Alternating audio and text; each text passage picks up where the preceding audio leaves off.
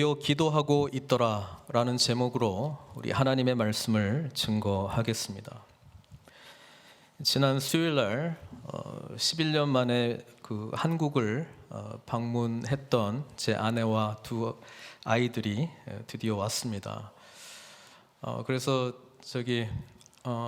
시차 적응이 아직 안 돼가지고 낮에는 자고 저는 깨어 있고 밤에는 그들이 깨어 있고 저도 깨어 있고 뭐 이렇습니다. 그래서 여전히 좀 피곤한 가운데 있습니다. 그 아들에게 이번 한국 방문 중에 제일 기억나는 게 뭐냐 물어봤습니다. 가족들을 만난 게 기쁜 건지, 뭐 어디 관광한 것이 기쁜 건지, 뭐 하여튼 여러 가지 제가 궁금했는데 한마디로 이렇게 이야기하더라고요. 롯데월드 그러더라고요. 그래서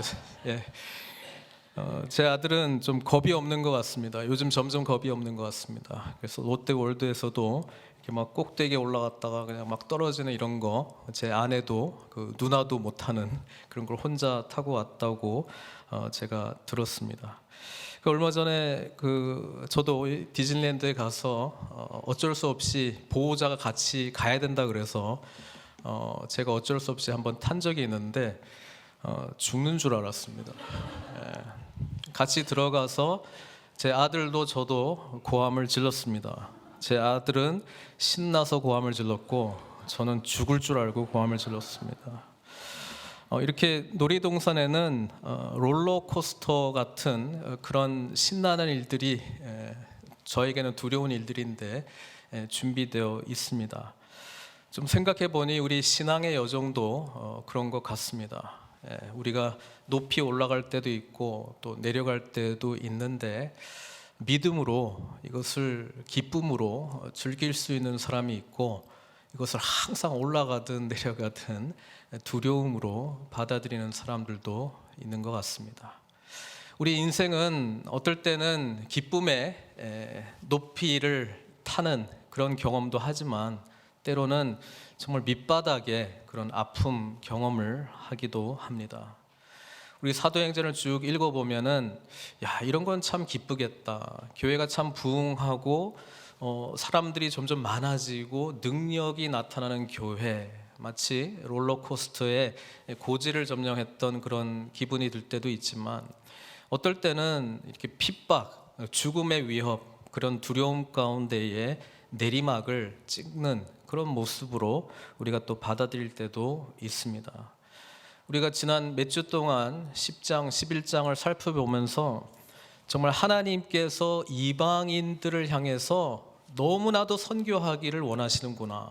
그래서 별로 마음 없었던 베드로에게 정말 구체적으로 꿈도 주시고 고넬료와 만나게 하여 주시고 또 이전에 하나님께서 주셨던 꿈들을 다시 꾸게 해 주셔서 하나님은 이방인들에게조차 이 성령 내리시는 것을 기뻐하고 복음을 증거하시기를 원하시는구나.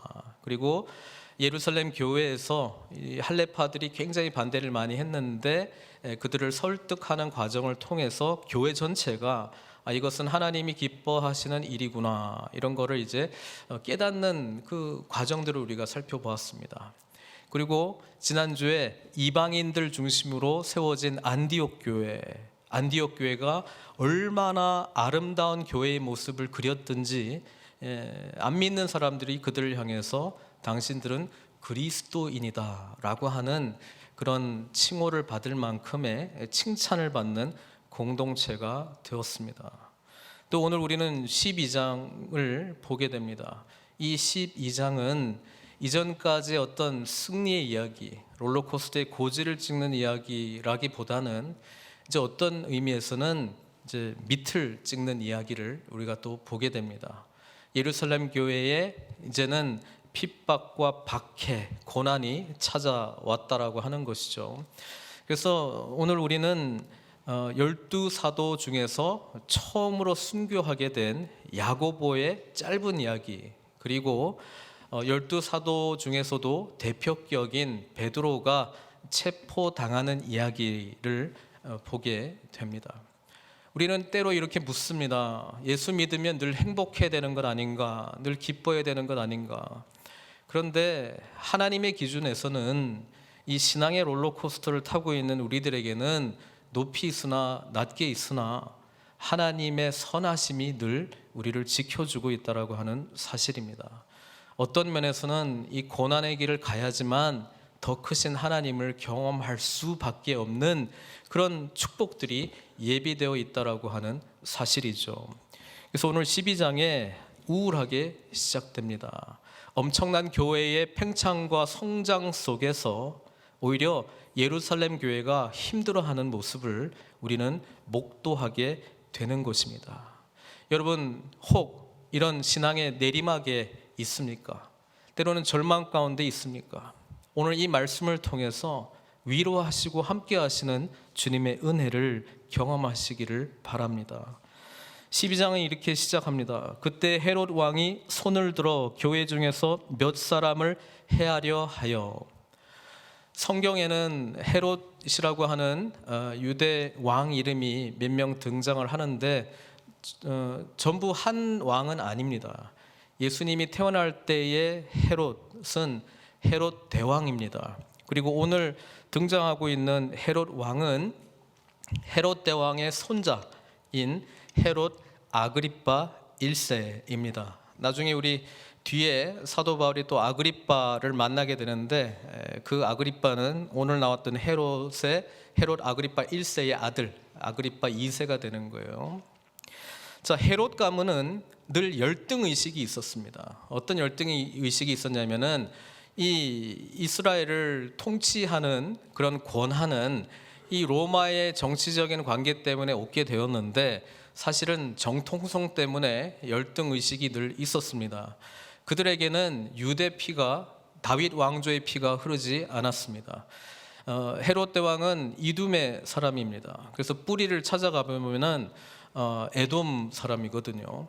그러니까 정통성을 유지하기 위해서 유다 정통 피를 가진 그런 그 공주하고 결혼하기도 하고 뭐 이렇게 여러 가지 노력을 했습니다.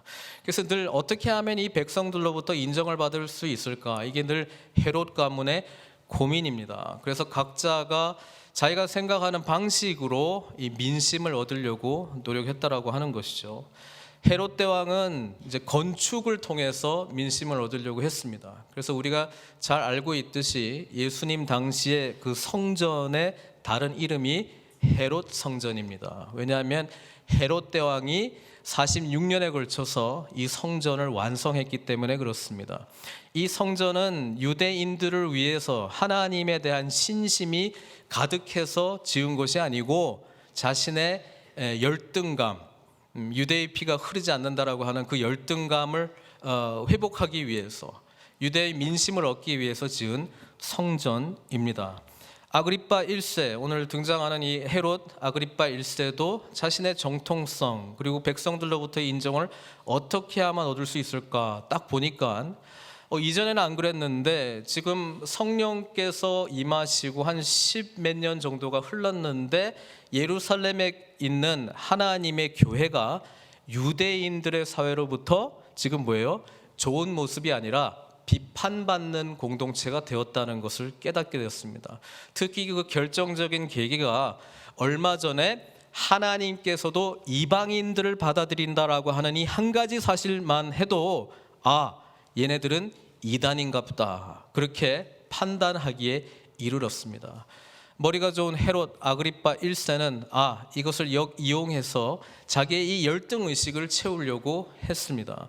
그래서 교회의 리더들을 체포하고 심지어 그 12사도 중에 야고보를 목을 베어 죽이기까지 했다라고 하는 것이죠. 그것에 대해서 반응이 어떻게 나타났냐면은 3절에 보니까 뭐라고 나와 있어요. 유대인들이 이 일을 기뻐하는 것을 보고. 누가 기뻐합니까? 아니 요즘 보니까 예루살렘에 있는 저 예수 무리들이 이방인들하고 교제해도 된다는 이야기를 한다며, 거기 수장인 베드로가 그들의 집에 들어가서 같이 교제했다며, 이런 소문들이 꼬리에 꼬리를 물고 예루살렘 전체에 퍼지지 않았겠습니까? 그러니까 유대 국수주의, 보수주의, 애국주의 그리고 유대 정통을 지지했던 사람들은 이 공동체는 완전히 사이비 이단이다, 죽어 마땅한 무리다라고 결론 내렸을 것입니다. 그래서 그 일을 지금 헤롯 아그리파 1세가 지금 뭐 그 12명 대표되는 사람 중에 한 사람을 칼로 죽였으니 얼마나 기뻐할 일입니까? 지금 분위기가 이렇게 됐다 이 말이에요. 그래서 이 일을 힘입어 헤롯 아그리파 1세는 그러면 이 12명 중에서도 수장격인 누구를 잡아 죽여야 되겠다고요? 베드로를 잡아 죽여야 되겠다라고 결정을 하게 된 것입니다. 자, 베드로 이야기를 하기 전에 먼저 첫 번째 사도 중에서 순교했던 야고보 이야기를 좀 하려고 해요. 사도행전에 보면 첫 번째 순교자는 누구입니까? 집사님이 먼저 첫 번째 순교를 했어요. 스데반 집사, 우리가 잘 아는 사도행전 7장에 기록되어 있죠. 그런데 12사도 중에서는 첫 번째 순교자가 누구라고요? 야고보입니다. 자, 야고보는 형제가 있었죠. 요한하고 둘이 형제였고 그 둘의 아버지 이름이 세베대입니다. 이 세베대의 두 아들 야고보와 요한은 예수님께서 첫 제자를 뽑을 때에 등장하는 사람이기도 합니다. 그렇죠? 먼저가 베드로하고 베드로의 형제 안드레, 그리고 세베대의 두 아들. 고기 잡고 있다가 예수님께서 오셔서 나를 따라와라, 내가 너희를 사람 낚는 업으로 만들어 주겠다. 그래가지고 이제 제자가 됐잖아요. 자, 베드로에게 예수님께서 게바, 원래 시몬이죠 이름이, 게바라고 하는 별명을 붙여줬죠. 반석이라는 뜻입니다. 그리고 세베대의 두 아들에게도 예수님께서 별명을 붙여줬습니다. 별명이 뭐죠? 보아너게라고 하는 별명을 붙여줬습니다. 뜻은 우레의 아들이라는 뜻입니다. 요즘 뭐 마블 영화들이 막 인기를 끌고 있는데 그 중에 토르, Thor, 그렇죠? 그 천둥의 신이잖아요. 그 우레의 아들이라고 하는 이름을, 별명을 세베대의 두 아들에게 지어줬을 때는 어떤 의미를 부여하고 있었을까요? 뭐 착하기 때문에, 순하기 때문에 너의 별명은 천둥의 아들들이야 이렇게 지어주지는 않았을 거예요. 뭔가 욱하는 게 있다거나 뭔가 좀 강력한 그런 모습이 좀 있지 않았습니까? 베드로, 야고보, 요한 이 세 명은 12제자 중에서도 특별한 제자들이었죠.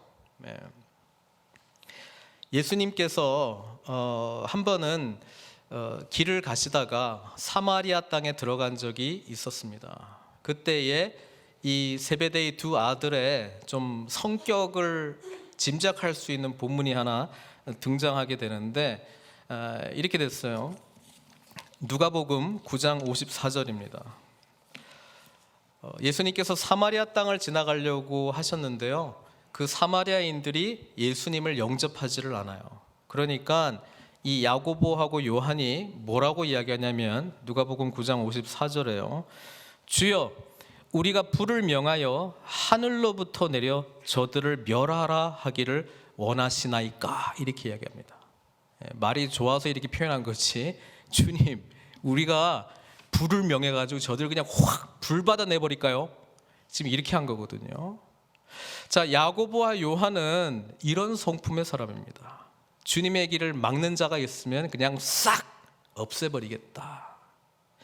그리고 베드로, 야고보, 요한은 특별 제자였습니다. 야이로, 회당장 야이로의 딸이 죽어갈 때에 예수님께서 요 세 명 데리고 들어가서 죽은 야이로의 딸이 살아나는 것을 목격했죠. 또 산에 예수님께서 베드로, 야고보, 요한만 불러가지고 예수님이 영광스럽게 변화되는 모습을 보여주었습니다. 또 이 세 명에게 예수님께서 십자가 지시기 전에 겟세마네 동산에 갈 때에 12명도 있었지만 특별히 베드로, 야고보, 요한을 따라오라고 해가지고 나를 위해서 기도하라 이렇게 부탁했던 12명 중에서도 특별 제자였습니다. 그래서 그런지 야고보하고 요한, 뭐 베드로도 마찬가지겠습니다만은 자기들은 12명 중에서도 그래도 예수님이 우리를 더 좋아해. 이렇게 생각했을 것 같아요. 그리고 예수님께서는 예루살렘을 향해서 죽으러 가시는데 이 제자들은 길에서 무슨 대화를 했다고요? 누가 크냐? 누가 넘버원이냐? 그런 이야기를 했다는 거예요. 그래서 하루는 야고보하고 요한이 안 되겠다 싶어가지고 예수님하고 거래를 합니다. 딜을 합니다. 예? 그러니까 예수님께서 그렇게 말씀해 주시면 이제 게임 셋이니까 예수님을 찾아가서 대화를 나누는 장면이 나오는데요. 그게 마가복음 10장 35절에서 40절. 이때 예수님은요 십자가를 지시고 죽으러 가시는 그 길 한복판이에요. 세베대의 아들 야고보와 요한이 주께 나와 여짜오되 선생님이여 무엇이든지 우리가 구하는 바를 우리에게 하여 주시기를 원하옵나이다. 이르시되 너에게 무엇을 하여 주기를 원하느냐. 여짜오되 주의 영광 중에 우리를 하나는 주의 우편에 하나는 좌편에 앉게 하여 주옵소서. 주님 이제 예루살렘 가면 왕 되실 거잖아요. 우리 한 명은 좌의정 시켜주시고 한 명은 우의정 시켜주세요. 이거 이야기하는 거예요. 예수께서 이르시되 너희는 너희가 구하는 것을 알지 못하는도다. 내가 마시는 잔을 너희가 마실 수 있으며 내가 받는 세례를 너희가 받을 수 있느냐. 그들이 말하되 할 수 있나이다. 자, 예수님께서 마시는 잔이 어떤 잔입니까? 고난의 잔입니다. 죽음의 잔입니다. 야고보하고 요한이 생각했던 이 잔은 어떤 잔이었을까요? 영광의 잔이었습니다. 출세의 잔이었습니다. 욕망 성취의 잔이었습니다. 너희는, 예수님께서 말해요, 너희는 내가 마시는 잔을 마시며 내가 받는 세례를 받으려니와. 예수님이 약속을 주셨다. 그거 마실 거라고. 내가 받는 세례를 받을 거라고. 그렇지만 내 좌우편에 앉는 것은 내가 줄 것이 아니라 누구를 위하여 준비되었든지 그들이 얻을 것이니라. 사도 야고보는 주님의 말씀대로 주님의 잔을 마셨습니다.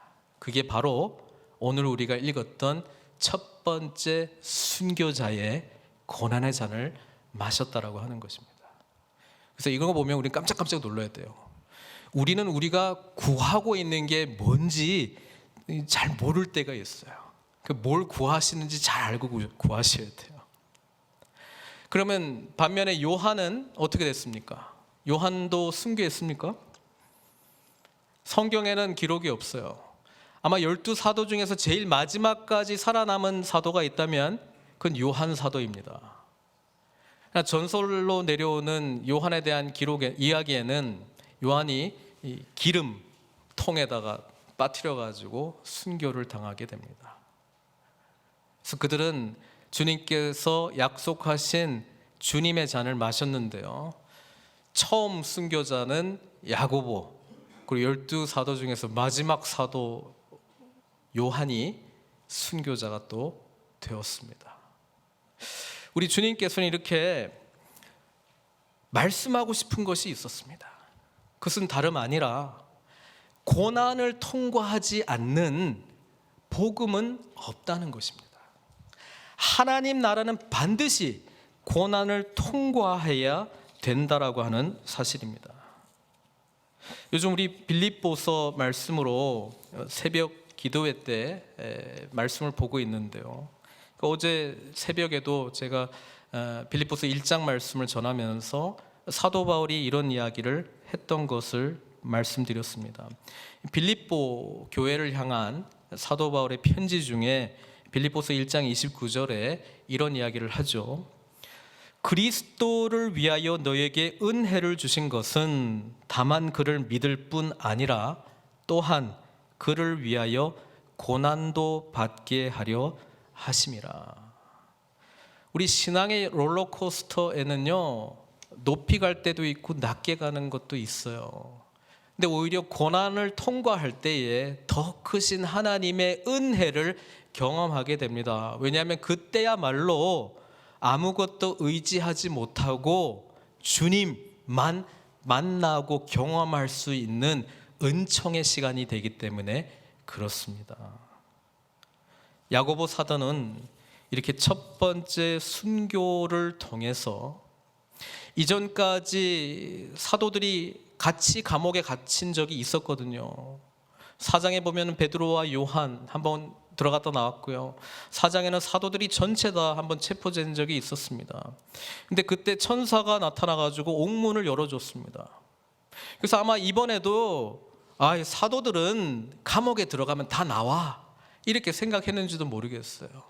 근데 첫 번째로 야고보가 순교를 하게 되면서 죽음을 당하게 되면서, 그것도 목이 잘려서 죽임을 당하는 것을 보면서 그들은 하나님의 나라는 이런 죽음, 순교자의 피 위에 세워져 가는구나, 그리고 이제는 사도들이 그 길을 가야 되는구나 라고 하는 생각이 나타나는지도 모릅니다.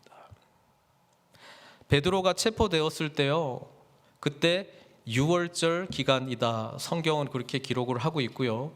누가는 구체적으로 베드로가 어떻게 감옥에 있는지 자세하게 설명하고 있어요. 4명이 조를 이루어서 그 조가 또 4조, 4조입니다. 4조 4명이에요. 그래서 2명은 베드로 이제 한쪽 팔에 쇠사슬로 군인 1명이 또 묶여 있고요. 이쪽 팔에는 또 다른 군인이 묶여져 있습니다. 그리고 2명은 밖에서 보초 쓰는 거예요. 이 조가 4조가 있다라고 하는 것은 24시간 동안 계속 이렇게 보초 쓴다는 거예요.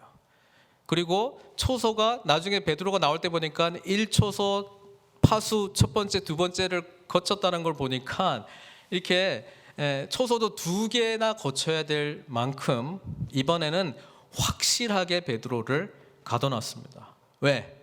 사도행전 5장에 가둬놨는데 풀렸던 경험이 있잖아요. 그러니까 이번에는 확실하게 하는 거예요. 절대로 풀려나지 못하도록 해놓은 거예요. 성경이 지금 왜 이것을 기록했냐면은 베드로는 나갈 방법이 있다 없다? 절대 없다라고 하는 것을 확실하게 말씀하고 있는 것입니다. 인간의 불가능, 우리는 거기서 하나님의 무한 가능을 발견하게 되는 거예요. 인간은 도저히 안 된다라고 하는 그 현장에 하나님의 가능을 발견하는 것이 고난 가운데 있는 자들의 축복인 줄로 믿습니다.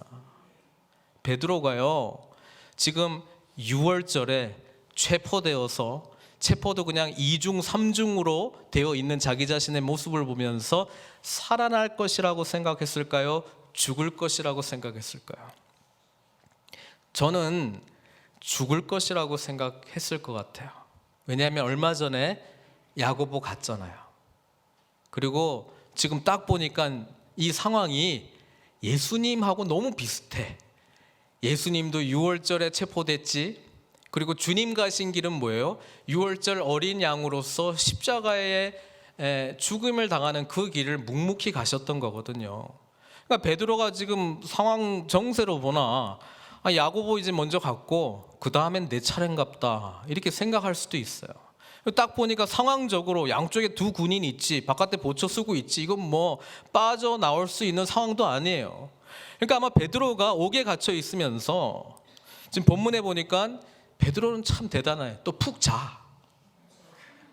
예수님 가실 때도 푹 자더만 이때도 또 푹 자. 어쨌든 그래서 저는 이때 베드로의 담대한 믿음이 있었을 것이다 생각합니다. 죽으면 죽으리라. 왜냐하면요, 베드로는 성령님의 역사, 부활의 주님의 능력을 맛본 사람이거든요. 죽은 자도 살렸어요. 베드로가 하나님 나라에 대한, 천국에 대한 확신이 있었거든요. 그러니까 그냥 베드로는 가면 더 좋아요. 주님과 함께 영원히 같이 있는 거니까 죽음에 대한 두려움은 제 생각에는 없었던 것 같고요. 시기적으로 이제 내 때가 됐는가 보다. 상황적으로 주님이랑 너무 비슷하네. 우리 주님 이 시츄에이션 만들어 주셨는데 제가 담대히 가겠습니다. 저도 우리 주님께서 가신 그 6월절 어린 양의 길을 저도 가겠습니다. 이 십자가의 길을 가겠습니다. 그리고 푹 자는 거예요, 그냥. 그런데 우리 예수님께서 6월절 때에 체포되시고 십자가의 길을 가는 그 여정과 오늘 베드로의 여정하고 차이가 하나 있더라고요. 이게 뭔지 아세요? 베드로에게는 기도하는 교회가 있었습니다. 기도하는 공동체가 있었습니다. 베드로가 체포되었을 때 베드로를 위해서 기도하는 공동체가 있었어요. 우리 주님은요, 홀로 그 길을 갔습니다. 주님을 위해서 십자가에서 그 모진 고난을 당하시기 전 체포되었던 그 날에 기도했던 제자들이 있습니까? 아무도 없습니다. 다 도망갔습니다. 무서워했습니다. 베드로 어떻게 되는가 그냥 일 보려고 그냥 찾아갔지 기도했다는 베드로의 기록은 없습니다. 오히려 기도하지 못한, 겟세마네 동산에서 기도하지 못한 제자들의 모습만 그려지고 있을 뿐인데, 오늘 예수님의 체포 장면과 너무나도 유사한 이 장면 속에서는요, 베드로에게는 누가 있었다? 기도하는 교회가 있었다. 자, 이 기도하는 교회, 마가의 다락방에 모였습니다. 우리가 사도행전 2장에 마가의 다락방에 모였다고 보면은 120명 정도가 모였으니까 여기도 엄청나게 많은 사람들이 모여 있지 않았을까 이렇게 생각할 수 있습니다. 자, 그들은 어떤 기도를 했을까요?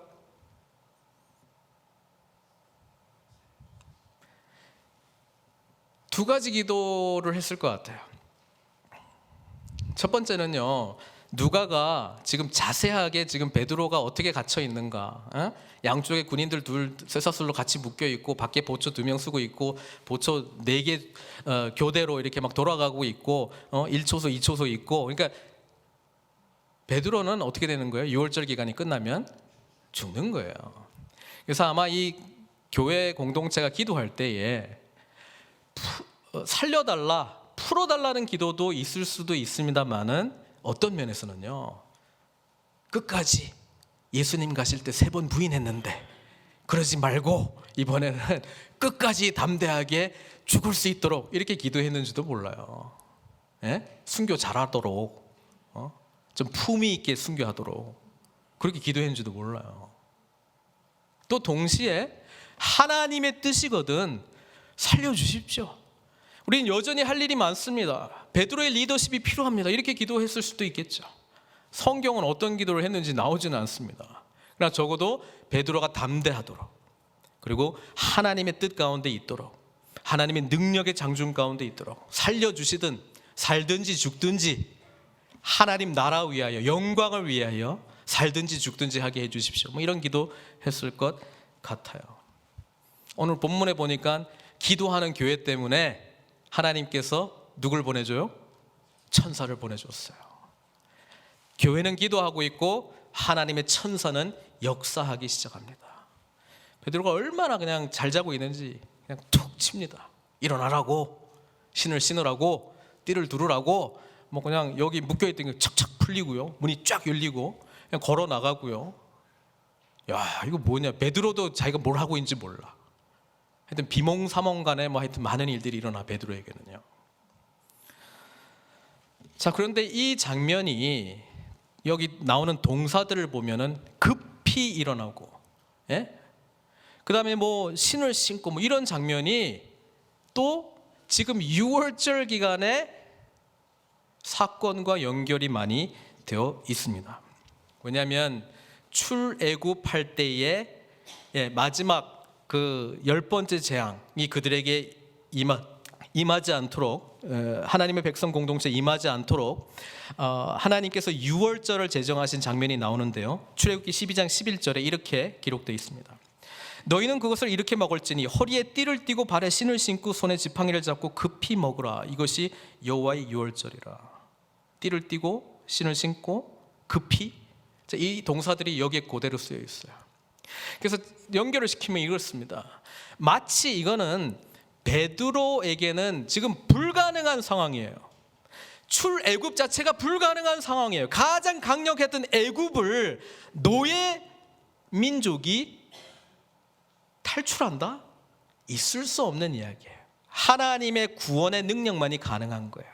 또 출애굽에서도 앞에 홍해가 가로막고 있고 뒤에 애굽의 군대가 쫓아오고 있는데 불가능한 상황이에요. 그런데 그 불가능한 상황 속에서 부르짖을 때에 뭐예요? 하나님의 무한 가능을 본다고 말씀드렸잖아요. 홍해가 갈리는 거예요. 오늘 이 사건은요, 베드로에게 있어서 출애굽과 같은 놀라운 불가능 속에서의 하나님의 가능을 맛보는 구원 사건이 된다는 것입니다. 뭐 때문에요? 교회가 기도하고 있었기 때문에. 베드로가 딱 나오니까 이야, 이 기도의 힘을 경험했거든요. 하나님의 능력을 경험했거든요. 그래서 제일 먼저 어디로 뛰어가냐면은 분명히 우리 교회는 나를 위해서 기도했을 것이다. 그래서 이 기도하고 있는 곳에 찾아가서 문을 두들기는 거예요. 그때도 사람들이 모여서 기도하고 있어요. 근데 그때 베드로를 누가 마중 나왔어요? 마중 나온 건 아니고 누가 밑으로 내려왔어요? 여자아이인데요. 이 성경에는 여자의 이름이 기록되어 있습니다. 누구라고요? 로데. 베드로의 음성인 줄 알았습니다. 그러니까 이 여자아이도 너무 놀라가지고 문은 안 열어주고 그냥 돌아갔어요. 기도하는 그 무리들한테. 그래서 뭐라고 이야기를 해요? 베드로가 대문 밖에 있다. 베드로가 대문 밖에 있다. 여기는 뭐 하고 있어요? 주여, 베드로를 구해내 주시옵소서, 이렇게 기도하고 있었을 거 아니에요. 베드로가 대문 밖에 있다. 그러니까 이 로데를 향해서 그들이 뭐라고 말합니까? 야, 미쳤다. 자, 이게 참 이게 막 성경의 유머입니다. 유머. 제가 이 장면을 보고요, 예전에 많이 들었던 우리 목사님들이 했던 예화 하나가 생각이 났어요. 교회 옆에 술집이 있었어요. 밤낮 술 취한 사람들이 오가는 통에 시끄러워서 예배를 못 드리니까 목사님하고 몇몇 사람들이 기도하기 시작했어요. 하나님, 저 술집이 불이 나든 홍수가 나든 어떻게든 망하게 해가지고 우리 좀 예배 좀 잘 드릴 수 있게 해주십시오. 며칠 후에 술집에 불이 났어요. 그래가지고 몽땅 다 타버렸습니다. 이 술집 주인이 수소문을 해본 결과 저 옆에 있는 교회가 기도했다는 거예요. 불이 나도록 기도했다는 거예요.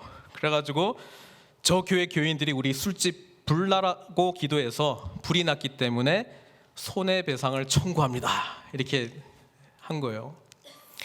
그래서 이 소송 사건을 맡았던 판사가 그 교회 목사를 부른 거예요. 아니, 당신네 교회 교인이 정말 이 술집에 불이 나라고 기도해서 불이 난 겁니까? 그때 목사 뭐라 그래요? 아니, 판사 양반 참 어이없구만. 우리가 기도한다고 불나냐? 예? 이 이야기를 듣고 판사가 기가 막힌 판결을 내렸습니다. 술집 주인은 믿음이 있고 교회 목사는 믿음이 없다. 이제 웃으라고 한 이야기인 것 같은데요, 우리가 이렇게 기도해요. 믿음 없는 기도가 이런 것입니다. 초대교회 공동체가 베드로를 위해서 기도했는데 베드로가 문 밖에 있다고 그러니까 미쳤다 그랬어요. 우리의 기도가 때로는요, 믿음 없는 기도가 됩니다. 기도의 내용을 들어보면 열심히 하고 있는데 하소연이에요. 기도의 내용을 열심히 분풀이하고 있는 거예요. 기도의 내용 속에 하나님의 개입하심과 간섭하심과 역사하심을 믿는 믿음의 기도가 결코 없다는 것입니다. 오늘 12장은 우리들에게 분명히 말씀해주고 있습니다. 하나님 나라를 막을 수 있는 것은 아무것도 없다. 하나님의 뜻을 막을 수 있는 것은 아무것도 없다. 하나님은 불가능한 가운데에 기도하는 사람들을 찾고 싶으신 거예요. 그리고 그들의 기도가, 믿음의 기도가 반드시 열매 맺는 것을 보여주기를 원하셨던 거예요. 이거를 일깨워준 사람이 누구냐? 이 여자아이 로데라고 하는 사람입니다. 순진하죠. 그리고 하나님께 기도했으니까 베드로가 지금 대문 앞에 있습니다, 알려주는 사람입니다. 그런데 이 이야기를 듣고도요, 우리가 믿음이 없는 거예요. 미친 소리 하지 말라고. 기도는 열심히 하고 나오면서 이렇게 가요. 하나님 앞에 간절하게 주님 의지하는 통곡의 기도를 올려놓고 끝나고 난 다음에 또 두려워하고 낙심하고 될까? 그러니까 기도가 뭐냐면 혹시나 해서 하는 기도예요. 믿져야 본전이에요. 하소연이에요. 사랑하는 성도 여러분, 우리를 통해서 하시고자 하는 주님의 일을 막을 수 있는 것은 아무것도 없습니다. 불가능한 가운데에 모여 깨어 기도함으로 하나님의 일하심을 함께 경험하시는 저 여러분들 되시길 주님의 이름으로 축원드립니다. 같이 기도하겠습니다. 여러분, 신앙생활은 롤러코스터와 같습니다. 지금 높은 곳을 찍고 있습니까? 아니면 지금 낮은 곳을 향해서 가고 있습니까? 두려워함으로 이 모든 상황을 바라보고 경험하고 있습니까? 아니면 기도는 하는데 로데와 같은 하나님의 역사가 일어나고 있습니다라고 하는 그 음성에 미쳤다라고 그냥 그 소리를 잠재우고 있습니까? 하나님은 우리들에게 기도하라고 말씀하고 있습니다. 깨어 하나님의 신실하심을 바라보라고 이야기하고 있습니다. 어떤 사람들은 이렇게 이야기하더라고요. 야고보가 체포되었을 때 기도하는 공동체가 없었다. 그래서 야고보는 순교했다. 베드로가 체포되었을 때 기도하는 공동체가 있었다. 그래서 베드로는 풀려났다. 이렇게까지 생각하는 사람들도 있습니다. 여러분, 하나님은 우리들에게 그분을 향한 믿음을 보고 계십니다. 오늘 그분께 무엇을 기도해야 됩니까? 함께 주님 앞에 나아갔으면 좋겠고요. 잊지 마십시오. 인간의 불가능한 가운데에 하나님의 무한한 가능이 있다고요. 우리가 기도할 때, 주님을 신실하게 믿을 때에 그 기도로 하나님께 나아가는 귀한 시간 갖도록 하겠습니다. 기도하시겠습니다. 아버지 하나님, 주님을 믿는다, 의지한다 이야기하지만 때로는 우리 인생의 롤러코스터 가운데, 신앙의 롤러코스터 가운데 우리는 때로 낙심할 때 있습니다. 절망할 때 있습니다. 답답해할 때 있습니다.